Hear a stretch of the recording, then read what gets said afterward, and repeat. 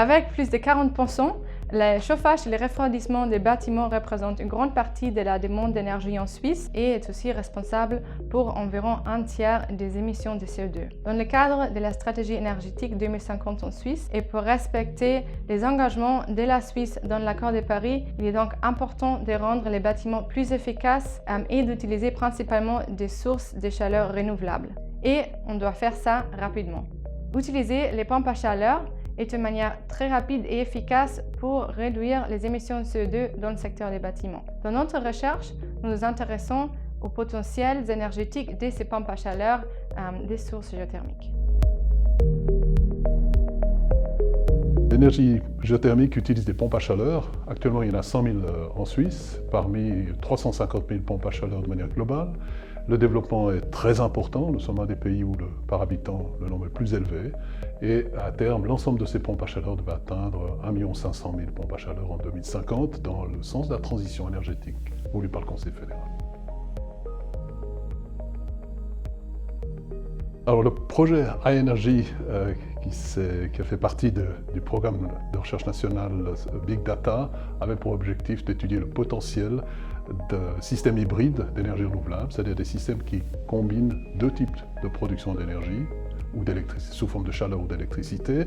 Un exemple, ce sont des sources qui sont intermittentes, qui ne sont pas constantes, c'est de compléter la production d'énergie électrique solaire photovoltaïque de jour par une production d'énergie nocturne ou hivernale à partir de l'énergie éolienne. Voilà un système hybride qui permettrait encore une fois de couvrir la demande de nuit comme de jour, d'été comme d'hiver. Pour évaluer le potentiel énergétique renouvelable à l'échelle nationale, on a développé un outil qui combine plusieurs méthodes. Ce qu'on appelle Big Data Mining Techniques, mais aussi des méthodes statistiques très avancées, y compris l'apprentissage automatique, et même de modèles analytiques et géospatiaux de pointe qui ont permis de calculer de façon très détaillée notre potentiel. Les données qu'on a utilisées contiennent plusieurs informations. On a des informations sur les ressources naturelles, on a des informations sur l'environnement bâti et même sur les technologies qui sont utilisées dans l'énergie renouvelable. Nous avons évalué aussi les incertitudes liées à l'approvisionnement énergétique potentiel. Ça, c'est particulièrement important pour les ressources solaires et éoliennes, vu leur nature très variable, et vu aussi qu'il y a une variabilité pendant la journée et pendant aussi le cours du mois.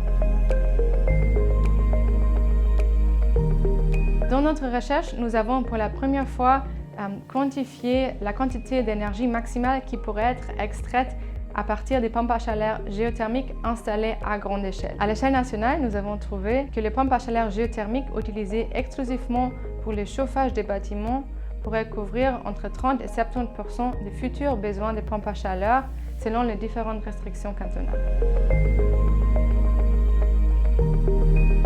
Si on prend de ces systèmes énergétiques qu'on dit hybrides, la géothermie de surface est très importante parce qu'elle est liée à d'autres formes d'énergie renouvelable. Par exemple, les pompes à chaleur, pour fonctionner, ont besoin d'un apport en électricité qui, normalement, est fourni par des panneaux solaires qui sont installés sur la toiture. D'autre part, aussi, la géothermie est liée au solaire thermique parce qu'on peut utiliser le solaire thermique pour régénérer l'énergie qu'on a extrait par le sol.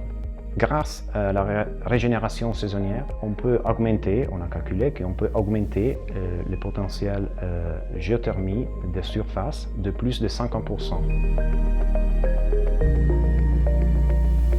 En se concentrant sur les bâtiments, on peut alors rapprocher la production d'énergie au centre de la demande. Donc on peut utiliser sur un côté les toits des bâtiments pour la production de l'énergie solaire, donc l'électricité et les chaleurs, et on peut utiliser les jardins et les autres espaces autour pour des installations géothermiques. En combinaison, ces systèmes énergétiques hybrides représentent donc un fort potentiel pour la décarbonisation des bâtiments en Suisse.